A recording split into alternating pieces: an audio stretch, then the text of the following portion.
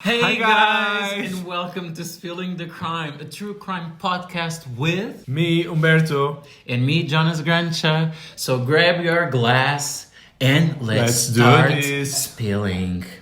What are we going to be talking today about? We are talking about a disappearance, a kid disappearance, Johnny Gosch. If you are a little bit sensitive to themes like pedophilia or any other type of images about Kids. don't Getting watch hurt. this Yes. documentary and listen to us because we will try to be as safe as possible. So yes, let's grab a glass because this world sucks sometimes.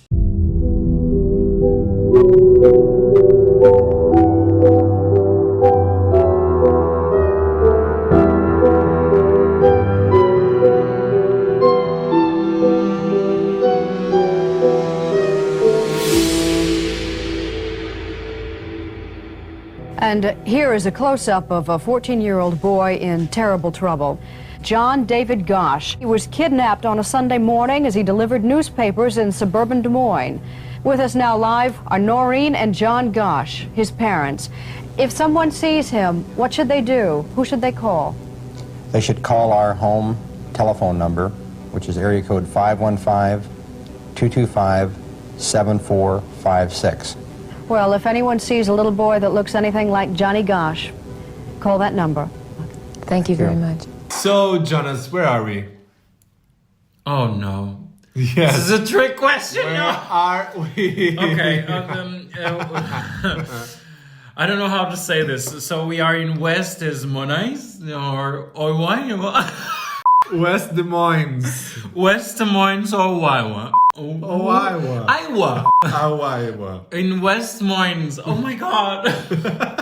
Where are we? I will try to keep telling the story. That West I Des will- Moines. West Des Moines. West Des West Des Moines. Moines. Des Moines. Des Moines. Continue telling the story. So Okay, so this is the story of Johnny David Gosch. He was a paperboy in West Des Moines, Iowa, who disappeared without trace between 6 and 7 a.m. on September 5 of 1982. He's presumed to have been kidnapped. So, where are we?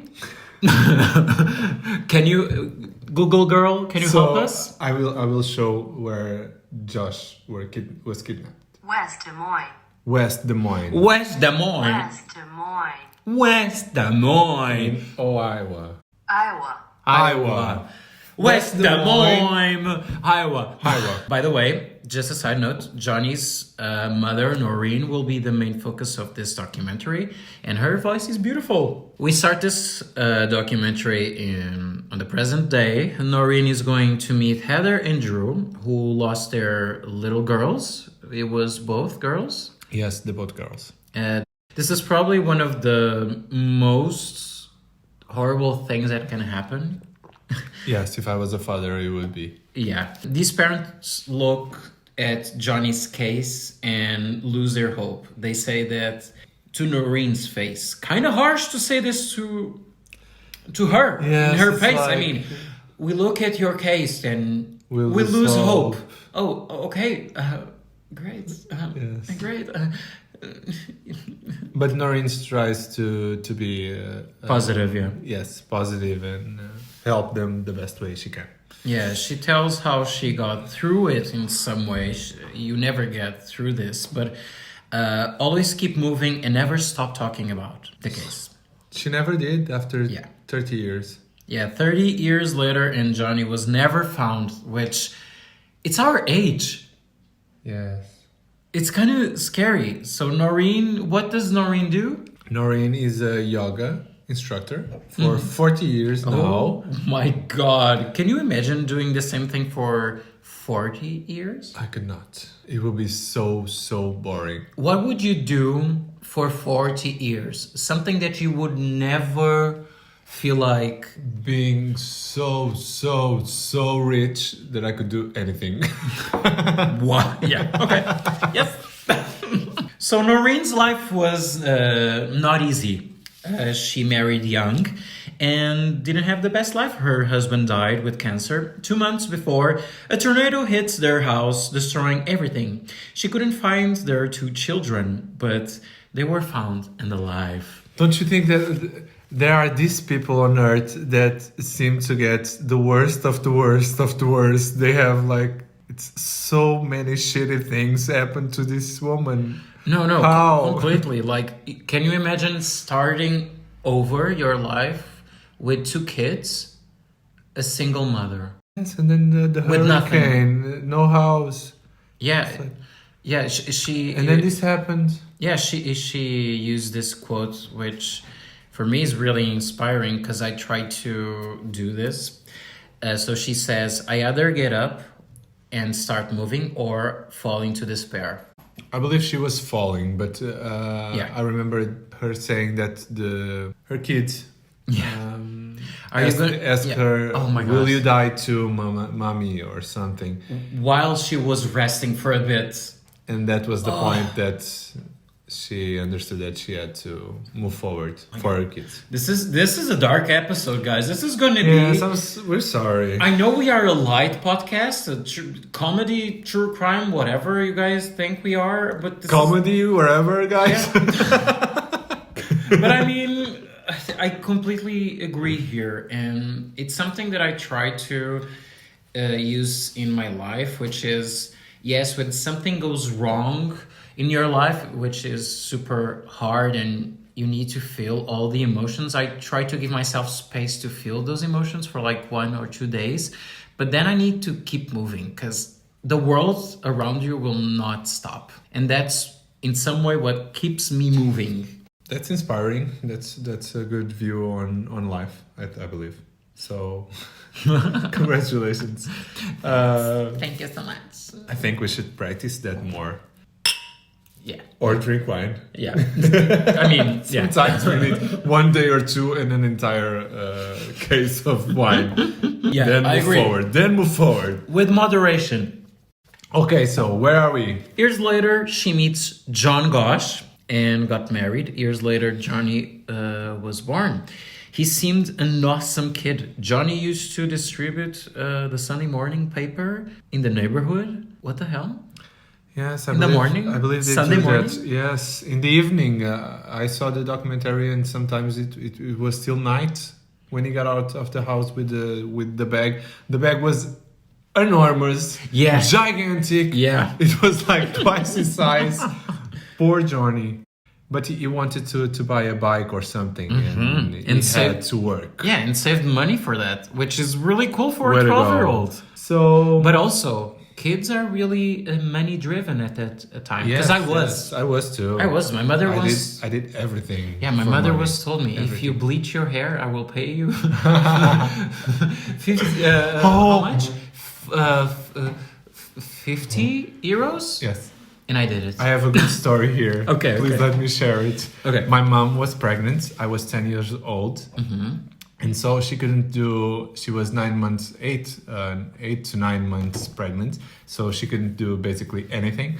So I offered my services. Oh, but with payment? Of course. So I would clean the floor. I would wash the dishes. And every dish was 10 cents or something.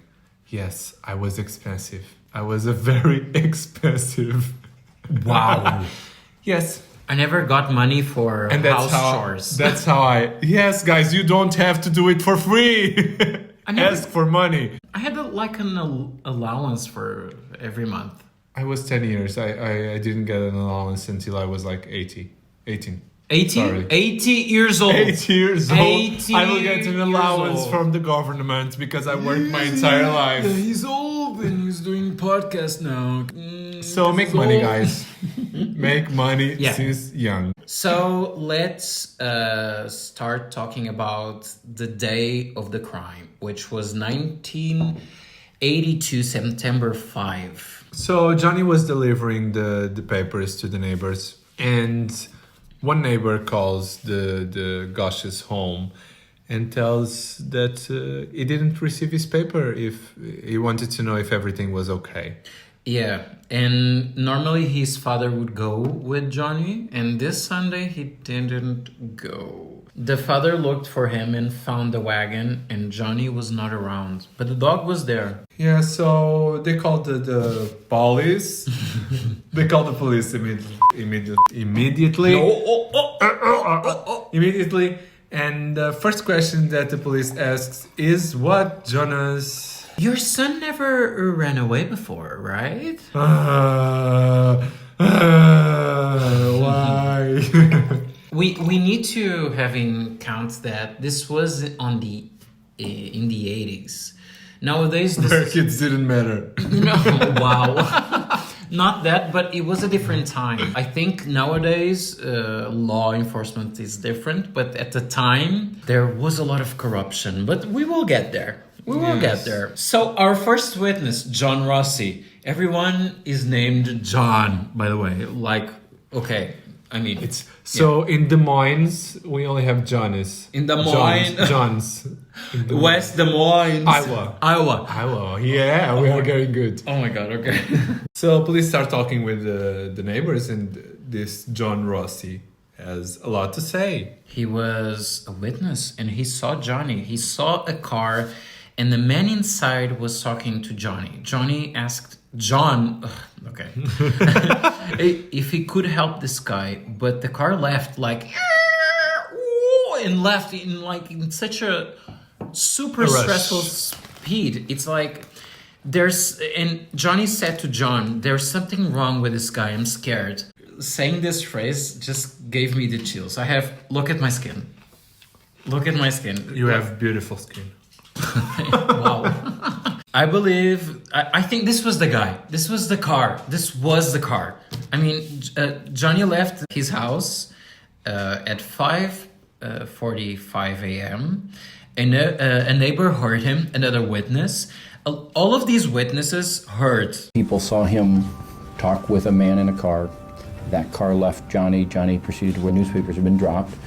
The vehicle is described as a two-tone blue two-door Ford Fairmont. That car came back. The man in there asked directions. I think I told the police he looked like he was mad about something. He wasn't drunk, but he looked like he's been drinking a lot of caffeine, you know, that kind of thing. Not sleepy. Well, he wasn't sleepy. He looked like he was on, ready to go. So everybody heard something. This is not the case where you don't have information. You have information. You have leads. Kinda, yeah. So another witness saw a tall man coming from between two houses and followed Johnny.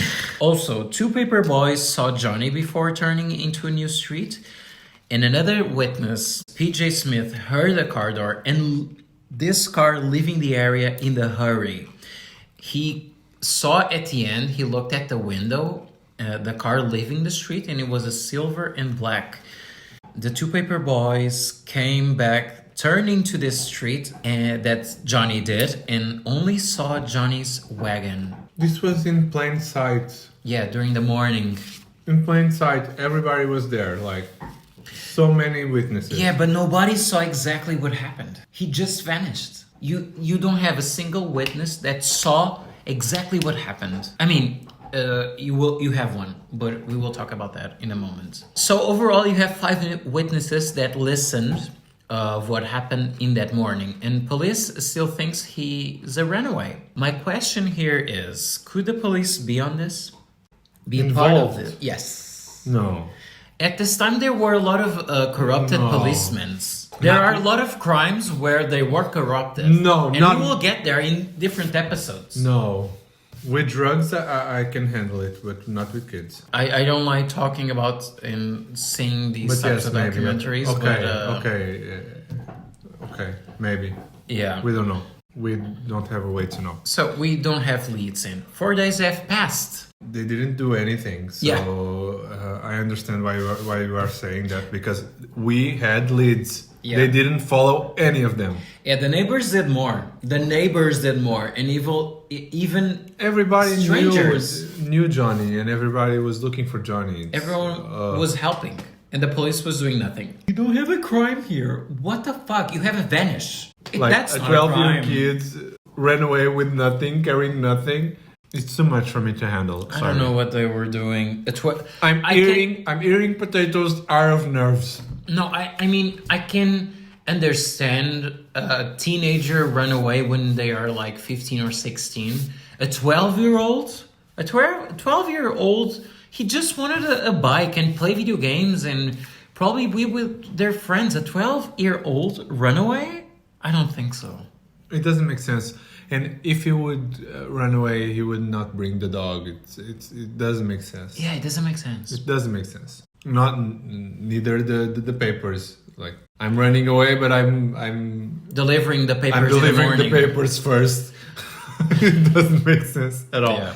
So Johnny's mother wanted the FBI. She was fed up with the situation and she wanted a response. Mm-hmm. I believe things are really different now. I hope so. I mean, you have the Gabby Petito's case, which was all over the world and it was solved really quickly. But maybe we will talk about that in the We have a future. very similar case in Portugal too. Yeah. Very, very similar. So the media was everywhere and the focus started to become the feud between Noreen and the police. She was being portrayed as a lunatic, like she was too much.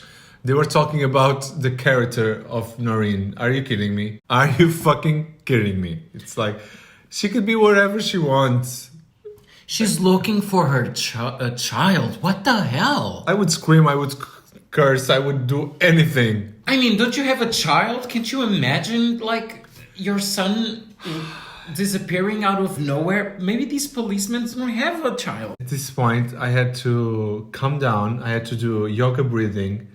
Because at one point, the police says, you have to prove that your son is in danger for us to help you. Are you fucking kidding me?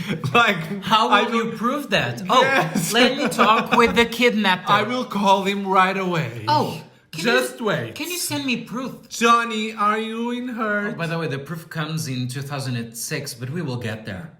Oh my, this was so fucking ridiculous. It doesn't make sense. Ridiculous. This is why I believe the police is on it. I don't know. But she was able to prove something. Yes. And that was that the chief in case was not doing his job. Noreen said to this guy that was yelling at her with such a poise, like, there is no need for yelling. I have perfectly hearing. Oh my God, yes. It was a master. Oh my God, I will use this. I will use this in the future. If someone is yelling at me, I'm like, no need for yelling. But I would add a touch in the shoulder, like a very gentle touch in the shoulder, like, you don't need to yell. I have perfectly hearing. Oh my God. Yes. It would be so Queen. Go Queen! Yeah, this man wasn't handling the case properly and later was proven that he wasn't. You jerk. Bye. But at this time we have a big break. Noreen is contacted by Kenneth Wooden, an expert in pedophilia. Yes, this was at this point I wanted to call Jonas and ask, what the fuck? I don't want to watch documentaries about this, but it's important. And at that time kids would become a big money in the business of child pornography. I had never heard the word pedophile, and most of the people around us in this community had never heard the word either. One thing really sticks out in my mind. I mean, here's a Harvard-educated publisher of the Des Moines Register sitting there, and he says, what's this word pedophile you keep bringing up? Is that the right word? And I said, well, that's the case right there. The fact that you don't know what the meaning of that word is, that is the undercurrent of this entire scenario. Innocent children like these can become big money in the highly lucrative business of child pornography and prostitution. This is a catalog for pedophiles. There are ads like this. 45-year-old man seeks contact with others interested in adolescent and pre-adolescent boys and girls. There were ads in newspapers. So it's been 2 years since Johnny's disappearance, and we are in 1984, August 14th. And guess what, guys? Another kid goes missing. Yeah, delivering papers. Like, I mean, if this happens once, I wouldn't let my kid out. Wouldn't you classify this as the most dangerous profession in the world? I mean, yeah, on At this Sunday point, mornings. it's like, no. That's why I wake up at 9. Dad, I want to deliver papers. No. No. You will not. This was the same thing. The same thing. Witnesses saw him talking to a man in a car. I'm sorry. Why couldn't this job be done by adults? In the same place. In Des Moines. In Des Moines. Iowa. How the fuck? But you cannot drink anymore. I'm sorry. It was too much. Now we have to drink some water. Okay? I have to compliment this parents for not thinking only about themselves, and they joined forces, and they were able to force the government to look at this and to look at this problem, because in 1980 you had to wait 72 hours for your kids to be considered. Hell? Yes, it's enough time for you to go to another country. Many times. Yeah, many times. The same thing happened. But guess what? The police didn't see a connection in these two stories. No. So they created the National Center for Missing and Exploited Children. And after this, the police was forced to act immediately after a kid disappearance. Yes. By the way, the name of this kid was Eugene Martin. In September of the same year, a local dairy came up with the idea of putting images of Johnny and Eugene on the side of their milk cartons, hoping to publicize the two cases, which this is amazing, a company doing this. I mean, at the time, I think that was awesome. In 1985, a dollar bill surfaced with a handwritten note in a grocery store, and it said, "I'm alive." Was he able to write this, or was someone joking about this? What? This is a sick world, so I don't know. I was not there, so... I mean, I want to hope that he was able to say something. But also... Arya! Stop that! Arya! We are recording! Arya! Arya, now! Stop. This is my friend's dog. But also, how would you be able to get a pen and a dollar bill if you are kidnapped?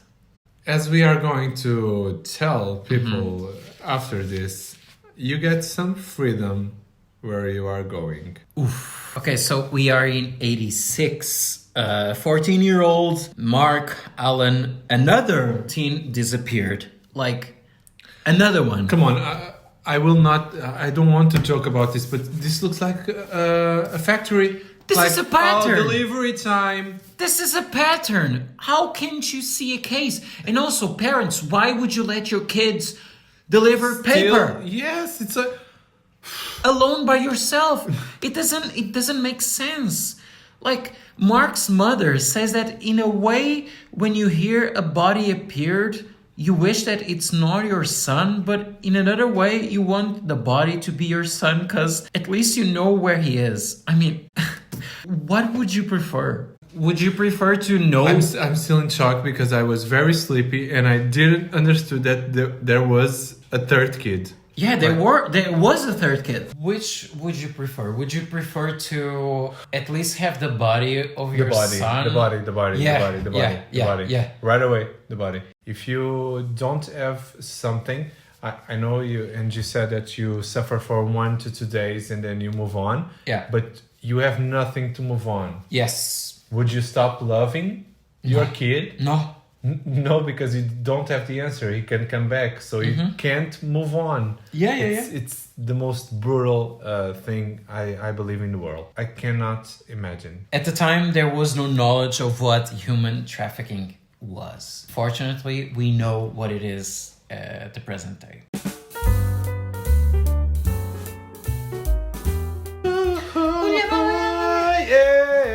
Oh my god, we are making a little break for call to action moments because this case is really heavy. Just to lighten up the mood. If you are enjoying our episodes I hope you are. Please, thank God. Yes. Follow us. Don't forget Rate to like, us. rate us, give us feedback. Share with the friends. That will help us a lot. Yes, give them this amazing gift and experience of listening to. And also send us an email with feedback or crimes that you guys want us to talk about, or even crimes that happened in your life. What? What? Oh, Jonas, no. I really hope that you guys are enjoying this journey, because we are. This has been such an amazing platform, and to talk and sharing with someone that I really love, it's so awesome to do. So thank you guys for listening. That's awesome. Thank you, guys. 1981, 9 years after Johnny's disappearance. I have a difficult question for you too. I would ask you, 9 years after, do you love your son or the idea of your son? My son. Who is your son? He's never coming back the same. What are you loving? I'm loving the point? son that was before he left. Yeah. Because I don't know who he is. I don't know where he This is. is so fucked I don't know if up. I don't know anything about what happened to him. This is so fucked up. This is horrible that we live in a world that this happens. It still happens to this day. Yes. And it's horrible. So, what happened? We are in 1981, and This is a great breakthrough. yes. And it's a great year. The best year. Because it's the year where the most amazing person was born. That is me. Yeah, kind of scary to think that we were alive at this time. I was born at this time. Yeah. You were older. 12 years. 1 year. You were almost walking. I wasn't. Paul Bonassi came forward to say that he helped abducting Johnny. I was just supposed to hold this person down in the back of a car and put this stuff over his face. And that was Johnny? Mm-hmm. Paul Bonassi was a victim of a child prostitution network that was centered in Omaha, Nebraska. And 9 years after Johnny Gosch's abduction, Paul Bonassi came forward and claimed that he helped abduct Johnny Gosch. That was the big bang in the Johnny Gosch case. It's good to know that he's describing this with no filter, but it's also for someone that is not used to listen to these things, it's shocking. Yeah, it is. And Noreen wanted to talk to Paul, by the way. I would too. Yeah, but she says that. Are you reading my notes from like the other side of the room? Yes, I am. No, just ask me. No, but she says that she wanted to strangle him. Who wouldn't? She had to take some days, but she wanted to talk with him. And Johnny Gosch has some specific things to say about Johnny Gosch, about his body, about the marks that he has on his body, even about the conversations that they had. Yeah, Bonassi actually also draw the plan, and we see it on the documentary, the streets, and also where he was abducted. Which, by the way, was he telling the truth? I don't know. I think he was. This is the case where you don't know. I think he was. I have the same opinion, and mainly because of what happens next. But I have the same opinion.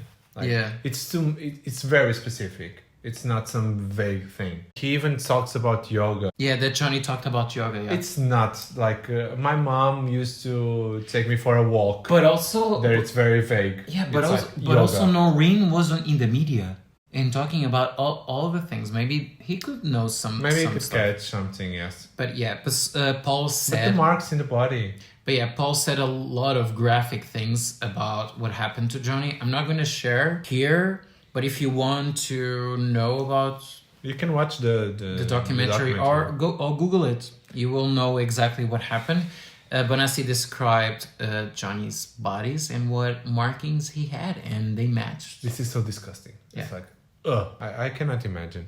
Yeah, I mean, some very mad world. yeah, this is where they try to question Paul's siblings. Let's not question Paul. Let's question the siblings. Yes. The police, oh my God, they discarded Bonacci and they told him because of the multiple disorder. The multiple personality disorder, yeah. But Paul says, if I was kidnapped and forced to do these things to kids, I would not develop multiple disorder. I would develop million disorders. Like no, for sure. Every psychiatric disorder. I mean, in one the of the world. Personalities is called Mark, and he's 15 years old. Bonacci tells the police that he was with Johnny Gosch in 1986. Mm-hmm. So they met after the kidnapping. Yeah, and by the way, Johnny tries to run 86, and the man with him was named Colonel. They branded Johnny. And people, when this got out, people start calling the police. And one guy came through, and he had a mark just the same as marking. Bonacci described. Yes. The investigators went to Colorado to the house where this pedophile ring kept these boys. This place had a secret underground chamber where kids' initials were craved. I truly believe Bonacci at this point. He couldn't get in the house. We see it in the documentary. He was shaking. He couldn't get in the house, but he knew every corner. I mean, he knows everything. This is the truth. I'm not saying that he's not guilty. He was guilty for all the things that he did, but I mean, we have leads here. Yes. And by the way, this house was owned by a prison guard. And guess what? This man disappeared and we don't know where he is. Oh. Don't tell me the police is not involved. Don't tell me the police is not involved in this. I mean, I believe the police is involved in this. I mean, in this ring, you don't know a lot of... I've listened to a lot of 80s cases, and there are a lot of cases of policemen being corrupted. In 1999, Paul Bonacci filed a civil suit against Larry King, accusing him of repeated sexual assaults, false imprisonment, and forcing Bonacci to scavenge for other children. Yeah, the rich never do these things. The poor do. We have another curious case that we have to talk about, and it's very similar in this point. I cannot believe that I wrote Lawrence Kynes. It's like, oh my fucking God. I have a dark humor, but this is another level. It's not kind. So he gets a compensation of $1 million. That he was never paid. There is no information online about this Larry King. There is nothing. I searched and I couldn't find anything about this person. And you would imagine that this was it. But you have a surprise. Yeah, basically the grand jury says that abuse stories were a careful crafted hoax. What the fuck? Who are these people? Also, if this ring is so powerful, how is Bonacci talking and still alive? And free! Wouldn't they harm him in some way? Maybe this is bigger. Even bigger. Bigger dramas. This is scary, but we are now in 2006. Ugh. At this point, Noreen, who's still hoping to find his son, starts receiving thousands of pictures of her son. The pictures were taken from a pornography site. Oh my God, these photos. And she confirms that it's him because of the marks. What do you think? Body. What do you think? Was it him? You asked me 3 times that in this documentary, and I don't know what to tell you. I cannot. If my kid was missing for 20 years, I would see what I wanted to see, and I wanted to see so much something that I would not trust my mind. Yeah, Noreen says that she thinks it's him, but his father says that it's not Johnny because of the foot size, because Johnny had a larger foot, and guess what? This kid was never identified. Never identified. We don't know who it is. And the police says not a good candidate for comparison. The picture doesn't serve. Of course, at this point we are like, We are just informing you that we found out about this. Yeah. We are not asking you to do something because we know that you are not. We are just telling you just save it somewhere. Just put it somewhere. Mm-hmm. But in these photos, there were more boys. And yes, 2 more boys. Yeah, and Noreen sent all of this information to the police. I believe they identified these boys, and they are alive, and they were from Florida. Okay, and the boys know nothing about the other boy. They didn't ask. They didn't pursue. They didn't follow. I mean, they would probably be scared to talk about anything. Yes, of course, but it's the same thing over and over and over and over. Like at this point of the documentary, we know something that Noreen is sharing with us. In 1997, during court, I believe it was Paul's court trial or something. I don't quite remember. She was asked that. You have to be more dramatic about this. So you do her, and I'll do the jury. Okay. So Noreen, yes. During this time, have you ever got in touch with Johnny? No. Noreen, you cannot lie in court. You have to tell the truth. Okay. Once. Oh my fucking God. This was exactly what happened. And I'm like, oh my fucking God. I just wanted to scream at the TV. At this point, I was like, no! Sorry, I was going to say this in Portuguese, but like, how the hell? I don't understand, but she saw Johnny in 97. She saw Johnny. She was with him. So she describes this as one night she was in bed or doing something. She was in bed, I believe. And she heard this persistent knocking at the door. Question: would you open the door at the morning at 3 or 4 a.m. No. A persistent knocking? No, too much horror stories about this. No. What would you do? No, I would scream from the window. Would you call the police? Who are you? But they would know that you were at home. Yes, I don't mind. But I would not go to the door. Oh my God. I would like, show yourself. Show yourself. No. I'm into the darkness. No. Here I am. No. Sorry, guys. I'm being obsessed about this music for so long. Oh my God. So basically a young man was standing there. Yes. And he said, "It's me, Mom." He was with another kid. And she was like... Oh, by the way, this kid with him didn't say a word. And he was not introduced. You have to watch this because it's so much gagged moments. It's like, what? Wait, what? She starts by saying... I'm plucking my eyebrows. I'm taking my eyebrows. Stop doing the this. hairs of my eyebrows, because this is... Okay. She starts by sharing like, oh, he just dropped by and told that he was alive. But then... After 5 minutes, she says, "Oh, and he told me how they do things and how they kidnap kids." But he didn't describe. He shares some info about the trafficking yes. and left moments later. He was there for 1 hour, and one of the quotes that he said was, "They will kill me if they know I'm here." Noreen basically didn't tell anything for 2 years. Yeah, because. My son asked me not to say anything. This is the point where I had Noreen in such a high standards, and I'm like, questionable. I don't believe that this was a good decision. No. It's like, by talking so much about this case, she was already putting herself in risk. I can understand her, but I believe that 2 years is too long. Johnny would be 52 years old this year. What?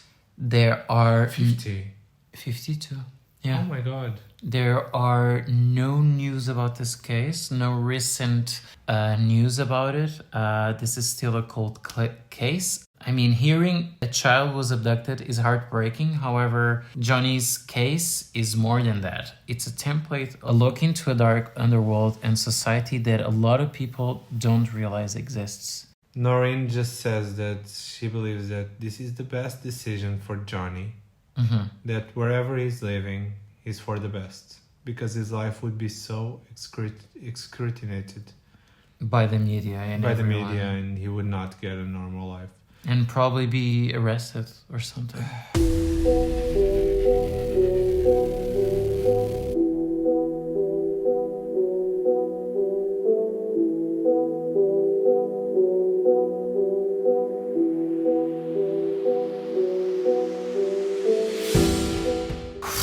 Oh my god, guys. We need to talk about these types of cases. It's gonna be hard, some cases to talk about. This was a really terrible case, but we need to talk about these because to this day, a lot of children disappeared. But I think we have something positive to take from this. Yes. Thanks to these parents, something changed. So we have to look at the bright side and believe that this changed the course of some things and made kidnapping more difficult. So yes, guys, this was a dark one. I mean, we are just showcasing how versatile we can be. Don't forget to follow us, tell us some feedback, because we are really enjoying this experience that we are sharing with everyone. And yeah, I hope you guys enjoyed this episode. You were so focused on this. I was. Bye. Bye, guys. Bye, See you guys. on the next See one. you later.